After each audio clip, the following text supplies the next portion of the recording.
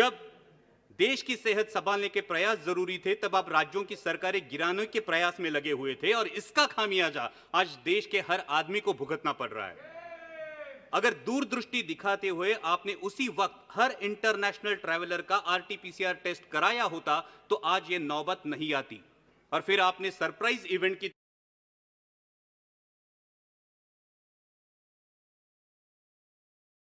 तरह लॉकडाउन देश पर थोप दिया। लॉकडाउन लगाते वक्त यह नहीं सोचा कि इसे फेज्ड आउट मैनर में भी लॉकडाउन किया जा सकता है। यह नहीं सोचा कि मार्च के महीने में कोरोना का स्प्रेड सिर्फ शहरी इलाकों में था, ग्रामीण इलाकों में नहीं। और नहीं आपने लोगों को तैयारी करने का अवसर दिया, थोप दिया देशव्यापी लॉकडाउन। परिणाम स्वरूप किसानों के हाथ से फसल चली गई, कईयों की रोजी रोटी चली गई, माइग्रेंट लेबर्स को सैकड़ों किलोमीटर पैदल चलना पड़ा। लोगों ने बच्चों को बिस्कुट खिलाकर, पानी पिलाकर सुला दिया, लेकिन आप पर विश्वास रखकर उन्होंने उफ तक नहीं की। फिर आपने कहा तालियां बजाओ, हमने तालियां बजाई, थालियां पीटी, घंटानाद किया, शंख ध्वनि किए, दिए भी जलाए, हमने सब किया, आप पर विश्वास रखकर किया।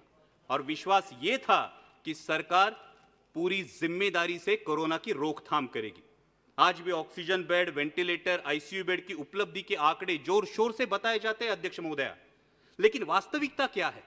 आज देश के आम आदमी को हॉस्पिटल में बेड पाने के लिए, ऑक्सीजन बेड, वेंटिलेटर उपलब्ध कराने के लिए दर दर की ठोकरें खानी पड़ती है। कई अभागी देशवासी ऐसे हैं कि जिन्हें रास्ते पर दम तोड़ना पड़ा है। क्या देश ने आप पर विश्वास जताया था, उसका यही फल आपने देश को दिया है? आज 9 महीने बाद भी सर्वशक्तिशाली सरकार देशवासियों के दिलों से इस दहशत को उखाड़ फेंक नहीं पाई, जिनकी उनके दिल में इनसिक्योरिटी है, अपनी जान को लेकर, अपनी सेहत को लेकर, अपने काम को लेकर, अपने भविष्य को लेकर। तो क्या यह हमारी विफलता नहीं है?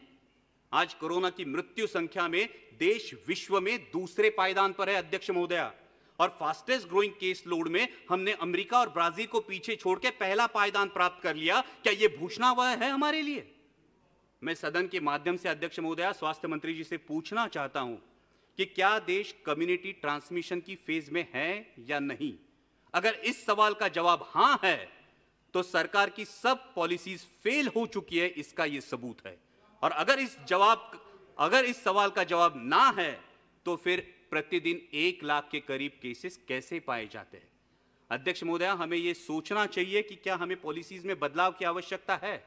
अब तक हम individual case identification, contact tracing और क्वारंटाइन के बजाय अब हम जियोग्राफिकल स्प्रेड ट्रैकिंग और उस एरिया में पर्याप्त आरोग्य सुविधा डिप्लॉय करने के बारे में क्या हमें सोचना चाहिए? आज कोरोना से जो युवा उभरे हैं वो प्लाज्मा डोनेट करने के लिए रेडी है, लेकिन मैं स्वास्थ्य मंत्री जी से अनुरोध करूंगा कि आईसीएमआर का अब तक प्लाज्मा डोनेशन के लिए, प्लाज्मा थेरेपी के लिए क्लियर डायरेक्टिव्स नहीं है। वही बात सलाइवरी टेस्टिंग की है और वही बात औषधों के दरों की है। आज फैबीफ्लू ले लीजिए, आज रेमडेसिविर ले लीजिए, आम आदमी के जेब के पहुंच से ये दवाइयां आज भी बाहर है, इस पे विचार होना चाहिए। दुर्भाग्य की बात तो यह है अध्यक्ष महोदया कि जिन पर हमने कोविड वॉरियर्स करके फूल बरसाए, उनमें से कितने मेडिकल प्रोफेशनल्स की कोरोना से मृत्यु हुई, इसकी भी जानकारी हमारे पास नहीं है। यह दुर्भाग्य की बात है। जब मैं ज्योग्राफिकल डिस्ट्रीब्यूशन की बात कर रहा हूं अध्यक्ष महोदया, तो मैं मेरे साथी सांसद फैजल जी का अभिनंदन करूंगा कि लक्षद्वीप में आज तक एक भी कोविड का केस पाया नहीं गया, इसलिए मैं अभिनंदन करूंगा। लेकिन उसी के साथ जब हम ज्योग्राफिकल डिस्ट्रीब्यूशन की बात करते हैं तो कोविड से सबसे बाधित राज्य मेरा राज्य है महाराष्ट्र। आज महाराष्ट्र में 22% केसेस है और 37% डेथ्स है। अध्यक्ष महोदय, मैंने अभी शुरू किया है, अभी मैं करेक्टिव मेजर्स पे आ रहा हूं अध्यक्ष महोदय, 2 मिनट दीजिए, सिर्फ 5 मिनट, सिर्फ 2 मिनट दीजिए। और जैसा सांसद अरविंद जी सावंत ने कहा, उस प्रकार से महाराष्ट्र सरकार पूरी तरीके से कोशिश कर रही है, आदरणीय शरद पवार जी के मार्गदर्शन में कर रही है। हमारे स्वास्थ्य मंत्री राजेश जी टोपे आए दिन फील्ड पर है, लेकिन डब्ल्यूएचओ के अनुमान के अनुसार नवंबर दिसंबर में हालात और बिगड़ सकते हैं अध्यक्ष महोदया। और ऐसे में भारत सरकार ने 1 सितंबर से महाराष्ट्र सरकार की ventilators, PPE kits, testing kits, N95 mask, ये मदद पूरी तरह से रोक दी है।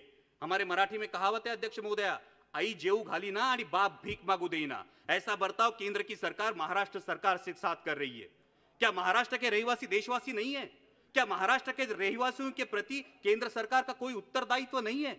मैं इस सदन के माध्यम से मांग करता हूं कि अविलंब महाराष्ट्र सरकार को टेस्टिंग किट्स और अदर कंज्यूमेबल्स की मदद मुहैया की जाए। और उसी के साथ अनइंटरप्टेड ऑक्सीजन सप्लाई के लिए महाराष्ट्र में ऑक्सीजन मैन्युफैक्चरिंग मेगा यूनिट के निर्माण के बारे में सोचा जाए। अध्यक्ष महोदय, जब हम कोविड की लड़ाई में रिसोर्सेज की बात करते हैं, उतना ही अहम है स्किल्ड मैन पावर। जैसे कि आरोग्य मंत्री, मैडम ये बहुत अहम मुद्दा है, देश के लिए बहुत अहम मुद्दा है कि जैसा कि आरोग्य मंत्री जी ने बताया कोरोना का वैक्सीन आने में कुछ समय लगेगा, तो इसके लिए हमें सिर्फ 2 मुद्दे, इसके लिए हमें स्किल्ड मैन पावर की जरूरत पड़ने वाली है। और इसीलिए जो नेशनल हेल्थ मिशन के रेट्स है, उन रेट्स में आसानी से स्किल्ड मैन पावर उपलब्ध नहीं हो सकती, इसलिए नेशनल हेल्थ मिशन के रेट्स को रिवाइज किया जाए ताकि और ज्यादा स्किल्ड मैन पावर इस कोरोना की लड़ाई में इन्फ्यूज की जा सके। और उसी के साथ बहुत बहुत धन्यवाद अध्यक्षा जी, एमसीआई के माध्यम से एक ऐसे इशू के ऊपर बोलने का मौका दिया जिससे पूरी दुनिया हाहाकार कर रही है।